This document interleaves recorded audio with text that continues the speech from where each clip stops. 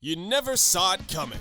Well, I mean, I saw it coming, but I was pretty annoying about it. We all remember that. Joker was the character I wanted to see the most in this game. Okay, after these two fellas in Sonic, I mean, I must have good taste. Sonic was in, Joker's in, and now Banjo's in! Now we just need some 2-ply toilet paper and we can wipe this shit clean. I played Persona 5 in 2018 and knew early on I was in love with this game. From the style and aesthetic, I knew it'd be an amazing fit for Super Smash Bros. And now, I get to know his moves for you. Do you know what this means for me? This is like something I didn't expect last year at all. But here we are. It's time for the moment you've all been waiting for. Di-la-da, da-la-da-la-do, di-la-da-la-da-le-do, da-li-li-da-da, da-li-do, di-la-da-da-di-do, oh-li-da-da-li-da-da-da. Li-da-da-da-da-da-li-li-la-li-li-do, di-da-da-da-da-da-li-li-da-do, di-li-li-da-li-li-do. Dilly da la li do do, dilly la la le do do, dilly da da le da do, dilly da li do. And I'm so sorry this took so long. It's showtime! But let's back it up. Personal biases aside, what's so special about Joker and Persona 5? He looks like a regular-ass JRPG protagonist in the 5th entry to a 20-year-old series. Like other third-party characters, there were mountains of reasons why a Persona character, no less Joker, could not be a character in Smash Bros. Like, Persona was a Sony-exclusive series. Nintendo typically only had the Shin Megami Tensei series, the sister series to Persona, on their consoles. And at that, even though Persona 5 was a Game of the Year entry for the year it came out, it still didn't see wide appeal in the West, only really to RPG fans. So when I say I wanted Joker, I truly believed it was a 1% chance that he had any possibility of being in Smash Bros. But that 1% chance, the praise and love that many held for Persona 5, it's a one-of-a-kind style that was enough for us to see this come to a reality. I'm really goddamn corny, but can you blame me? This is the only character I wanted, and I truly believed it was impossible. We only get to do this Know Your Moves once, and I don't want to blow it. And that's what I told him. Hold on, Kat, sorry to bother you. Could you order me a Joker cosplay for next week? We'd have to do the Joker Know Your Moves, so I just want to make sure we get it in. Alright, thank you. Sorry about that.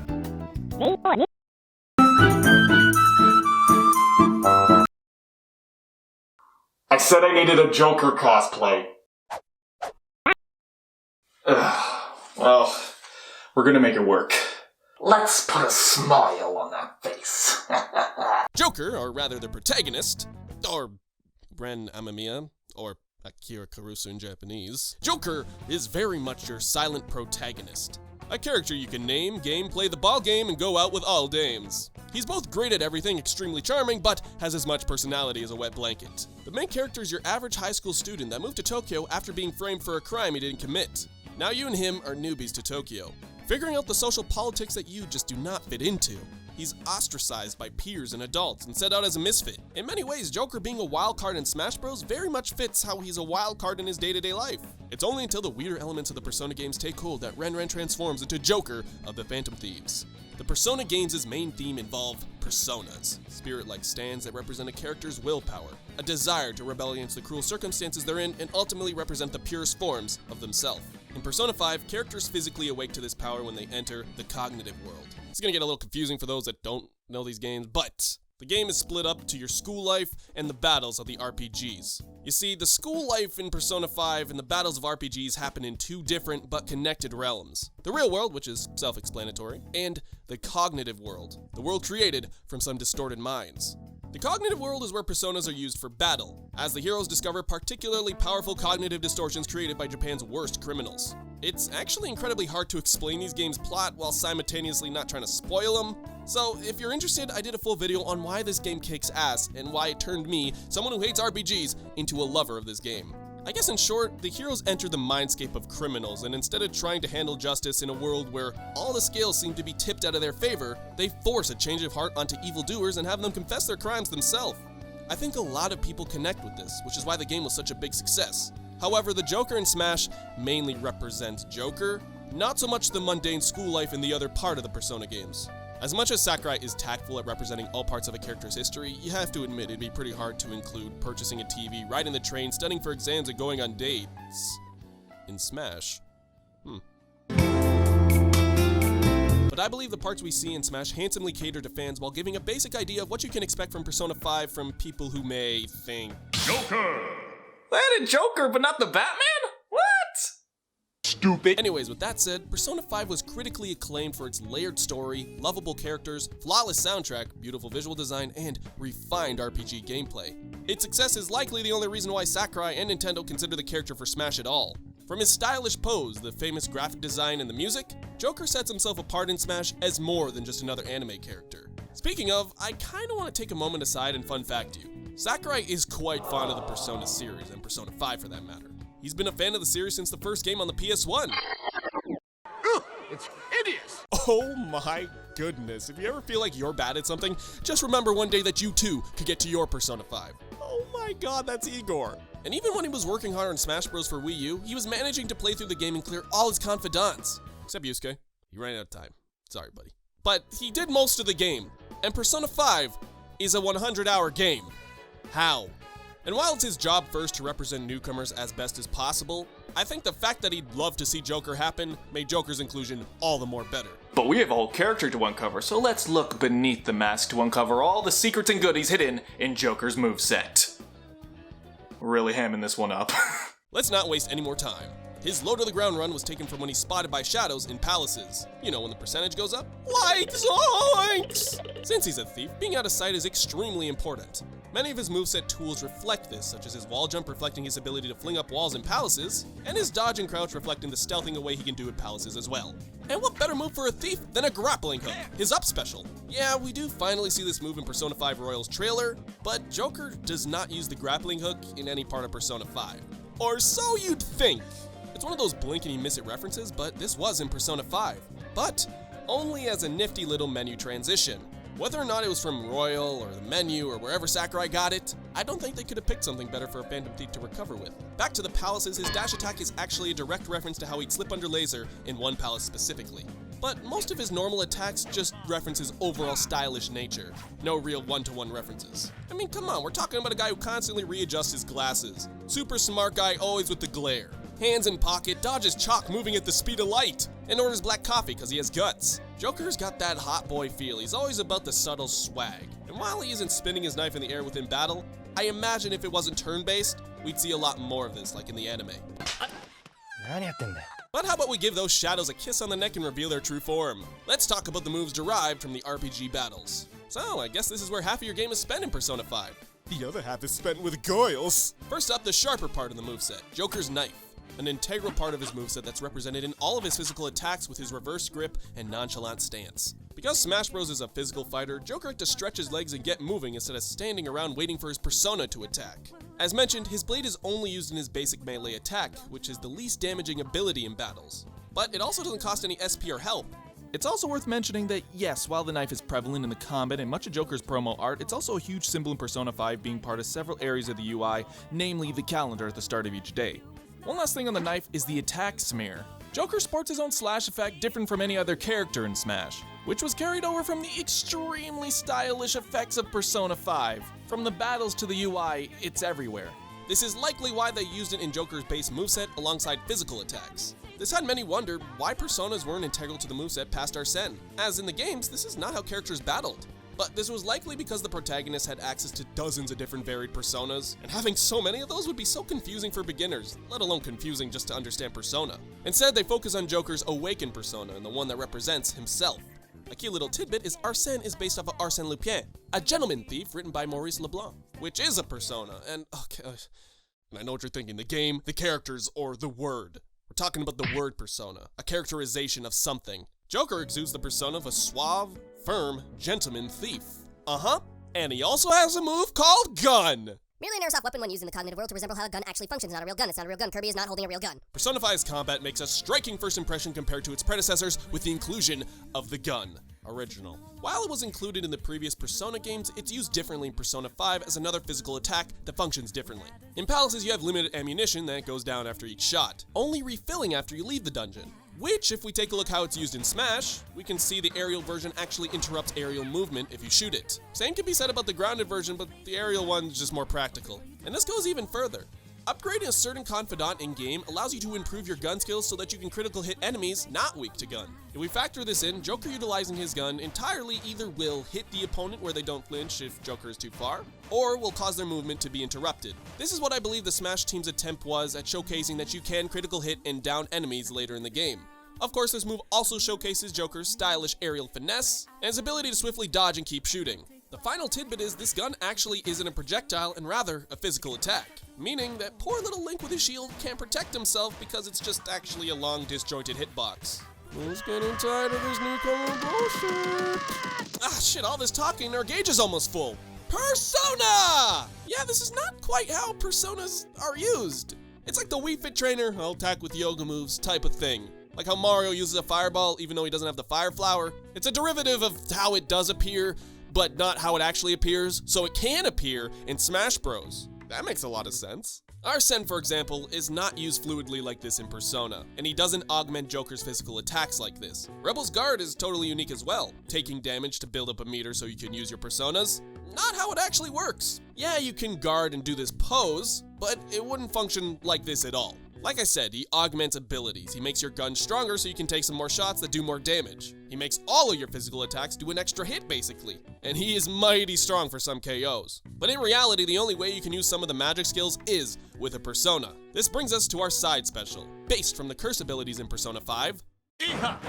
Iha does weak curse damage in Persona, which translates to Smash as sort of having a weak poison effect that damages enemies over time. It also doesn't do too much damage and doesn't travel very far, at a slight downward angle. Is this a poetry session? Why the snaps? Joker never attacks using his own abilities, he only pulls off the mask and poses. But the snap actually comes from when you use an item in Persona 5. He snaps his fingers and it's activated. A small little reference that fits nicely here. However, when you get Arsene, you get Aegon, the heavy attack version of the skill that does leagues more damage and travels much further. This is actually how Persona's magic-based skills work. There's usually a weak, medium, and strong version. And with or without Arsene, we get to see both. And visually, the skills are very similar to how they appeared in Persona 5. I imagine they chose Iha for two reasons. One, there are no other characters that really have this similar visual effect, and this visual effect itself is very symbolic of Persona 5. And two, we see Aegon from the first battle in the game when you have Arsene. So, naturally, it fits as a move for Joker. But, do you guys like moves that actually happen? Me neither! The Wings of Rebellion is the smashiest Smash move they've included. It uses the visual design of Arsene's wings and turns it into a long-distance recovery. The Wings of Rebellion is actually a quote when new confidants are awakened. Confidants being bonds you make within the game to help you strengthen yourself in the cognitive world. It represents a character freeing themselves, something in their personal life, and rebelling against that to do what they really want. Also, a maid gives you a massage. We also see Joker flip through the air and turn into Arsene flapping his wings in the intro of the game, which is likely where the whole move was derived from. When Joker's in his freefall animation after his recovery, he stylishly dives down face first. This is very similar to the intro as we've mentioned before, but also could reference Ryuji's all-out attack finisher. I really hope it's a reference to Ryuji's all-out attack finisher, okay? With Arsene, your down special turns into a bunch of nonsense words. Tetrakarm, Makarakarm, Necronarmakarm, what? To many of you, Tetrakarm and Makarakarm may just seem like counters, which they are. Tetrakarm guards against physical attacks while Makarakarm protects against magic-based attacks. And Smash is just derivative. They just change it to if you punch him, he counters, and if you throw a projectile, he reflects. Doesn't matter what it is, you'll still be annoyed when it happens every damn fight! Now, I believe these moves are used when Arsene appears because they're typically hard moves to actually activate. They cost a lot of SP. And unless you have an item that basically functions the same, you don't use these unless you really need to. In Smash, I guess you get Arsene so limitedly that... Okay, it's actually just... You gotta make it used less. It's not this easy to use it in the game. I wish! Speaking of SP, you could be in a dungeon but have no means to fight. Effectively, that's what this meter in Smash is, right down to the color. Except this one's health and this one's actually SP. I guess they just use both to further represent Persona 5's style. An interesting take on this is when you're out of SP, you can't fight with personas and only physical attacks. This is essentially the dynamic we see in Smash Bros, just on a greater scale. With Arsene, Joker's attacks are augmented and more powerful, but without, you can't use many of the magic attacks, and frankly, you aren't as strong. This is a huge part of the palaces, and I'm so happy they made the effort to show it in Smash. Sort of. But one thing I was sad to see missing from Joker's moveset were all of my friends. My close, personal, totally platonic friends. You'll notice a lot of the charm of Persona 5 doesn't come so much from Mr. Wrinkly Sock over here, but your party and your friends. And while you don't battle with them, the Smash team did not falter as they appear on the Memento stage, being a clever little reference to the map of the Cognitive Realm. And like, all of them are here. All of them. But the Phantom Thieves don't just show up here. When Joker wins a battle, we also see them speak the same voice lines they did when he won a battle in the game. Now they're all re-recorded, and some of them I don't like over the ones from Persona 5, but nonetheless, they really nailed the feel here. Also, your best buddy Morgana pops out and cheers you on in each of your taunts, doing a lot of the facial expressions he did in Persona 5, accompanied by many of the lines you heard over and over in the battles. Morgana is basically your tutorial character, so seeing him in Joker's moveset makes a lot of sense. Actually, these victory screens don't skip a beat from the battles either. Joker just keeps on running. All three variants are taken straight from Persona 5, literally 1-in-1. And of course, if you play on the Memento stage with Persona 3 or Persona 4 music, the appropriate music plays on the new spangled victory screen. They didn't need to do this, but it's so charming. On a team though, unfortunately, Joker will just tighten his glove and go into his idle pose. Alright, okay, sure. His series icon, unlike other characters, is the Phantom Thief logo. This icon is something that was created by Ryuji Sakamoto, but as you can see, it needed some upgrading to the one we see now. You see this in the game on the loading screens as it swirls around as you're in a palace. It's interesting they went with this instead of the P5 logo, although the P5 just isn't really stylistically unique at all. I believe this represents more what Persona 5 is all about anyways. Of course, we cannot talk about Joker without talking about the most iconic part of Persona 5. When he takes out an assist trophy, he does a JoJo pose and he points his gun, and that's symbolic of how when you hold up an enemy, your team surrounds a single enemy, and then he points the gun at them, and it's like, whoa, they did that. Huge thing. Wow. I think that's everything, right? The all-out attack! In Persona, if you down all your opponents, or specifically knock down opponents by hitting them with their weaknesses, you can unleash your entire party on them for massive damage, often ending the fight. However, Persona 5 went all out with style, especially here. I don't know a thing more associated with this game than this sequence and the victory screen you get when you complete the fight. So in Smash, they just plop this bastard right in and replace the shadows with the opponent you're fighting. The silhouette of whatever Nintendo character you want to beat up. The Phantom Thieves all appearing, it's beautiful. And if you use this final smash and actually end a fight, it turns the victory screen into that of the thing from Persona 5, and Joker's just there looking at you like, yeah, that was me. Jeez, God, man, jeez, God, man, jeez, God, man. Oh, and the costumes. Thematic colors from Persona 1, 3, 4, and 5. Goro Akechi's Phantom Thief outfit Crow, and the regular Shujin and summer uniforms. I wish all of these were so easy. His renders also have references too. His regular render is a dynamic pose of Joker dodging elegantly with his hand over his face and knife in the other. His hand over his face is in his all-out attack finisher and also many promo art pieces, and the knife is also seen many times in Persona 5 as mentioned. This pose also could be a reference to when enemy attacks miss you in Persona 5 and you dodge in a very elegant JoJo-like pose. Oh yeah, his actual spot dodge, it's actually akin to this dodge in Persona 5 too. And while we're at it, his back roll, it's taken from Persona 5 when you start a battle and get into position, right down to the one-handed flip. Then the Shujin render is a slight reference to when you have to make a dialogue choice in Persona 5. Although his hands being on his glasses is something that happens pretty regularly, it's one of the mannerisms the character does quite often. And that is all the things we could uncover for Joker in Smash. And after everything, you'll find that not a lot of things are one-to-one with things he did in Persona, which is kind of weird because there isn't any shortage of anything. Sure, there's things based off of it, but nothing is quite exact. So why is this? Well, allow me to give you my take on why I think they designed Joker this way. When thinking about including Joker into Smash Bros., the team had to make a few choices with direction. Let's break it down. They have a meaty plot they likely did not want to spoil because, yeah, that's a long game! A full aesthetic defining the game, and Canada did red first, alright? The direction of this game being about close bonds with your friends, wink wink nudge nudge, and battling with them, and the Persona series in general with personas and abilities. That's a lot of things to put onto one character. What I take from Joker is he serves to represent Persona 5. Not so much as the whole series, as sort of a mascot and a symbol. He's meant to give players who have no concept of what a Persona 5 is an idea of what you can expect through symbolic actions. Yes, there are RPG battles and dating, but what do you feel from Persona 5? It's flashy and in your face. It's calculated and stylistic. Joker moves away from threats and handles situations strategically, but with grace. That said, the mysterious allure of the game, while simultaneously being deep and deliberate, are all things represented in a piece of media everyone associates with this game.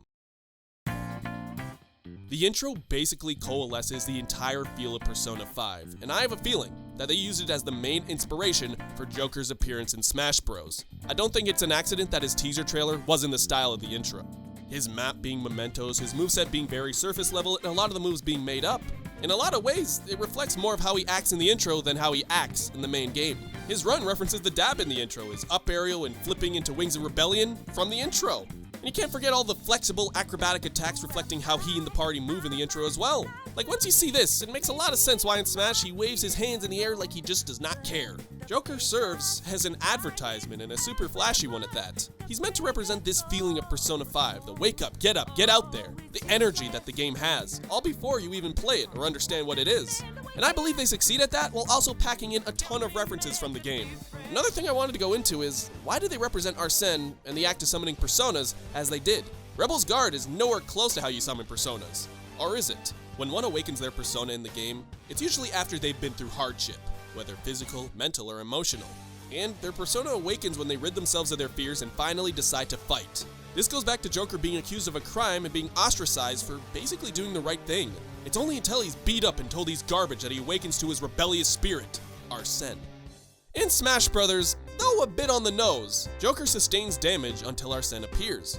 Ironically, when you factor in strategies in Smash Bros., Joker is often much weaker until he awakens his persona. And when you get Arsene, most players finally feel the relief of being able to fight back, being able to go all out against their opponents no holds barred. From the blue flames, the mask being ripped off both on screen and in the UI, the zoom-in graphic of his eyes. This is a reference to one of the most major moments in Persona 5. A moment that thematically encompasses a lot of what the story has in store for those that may play the game further.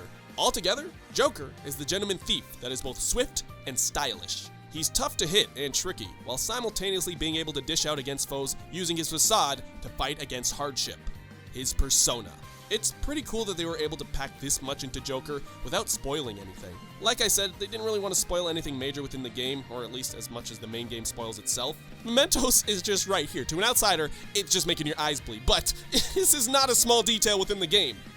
Luigi, what's in the center of this hole? Mario, stop looking too deeply into video games. Oh. And symbolically, Joker coming to Smash Bros. Represents many of this game's themes. There are just so many parallels. Joker was often looked down upon as a choice, often overlooked. But when it came down to it, he won everyone over with his style and flair. I can't make this up. I regard Persona 5 in my top 10 games of this decade for its success on many fronts. So seeing it represented in my favorite series of all time will be something I smile at for years. And that is Joker's Know Your Moves. Let's bullshit out of here. I just want to say thank you to everybody who were being patient. We wanted to take our time with this, and of course, there was a long period of time between this Know Your Moves and the last, and I'm just very thankful that we got the chance to do it and make it as good as it was. So I hope you enjoyed it, and I hope it met your expectation. Of course, these videos are kind of hard. With a game like Persona 5 that's like 100 hours long, it's super hard. Like, there's definitely something I probably could have missed, but we tried our best. If there is something we missed, please let me know. And as you know, I always have fun making these videos, writing them, and talking to Duke. It's taken a lot of load off to have an additional editor to do this series, and I hope it's good for you guys, because I love Smash Brothers. I may not talk about it all the time, but it is a series that's very near and dear to my heart. So when Joker was included, this summer, I went to a party, and I was just like awestruck at this roster. I was playing Mementos with like different characters, Yoshi Ganondorf, and I'm like, what is this game? I love this video game! And I hope it shows, because man, Joker and Smash is a dream come true. Now we have Banjo, and I'm super excited to get started on that one whenever he is available to be played. But that is it for today. Thank you everybody for watching and being patient for this video, and I will see you on the flip side.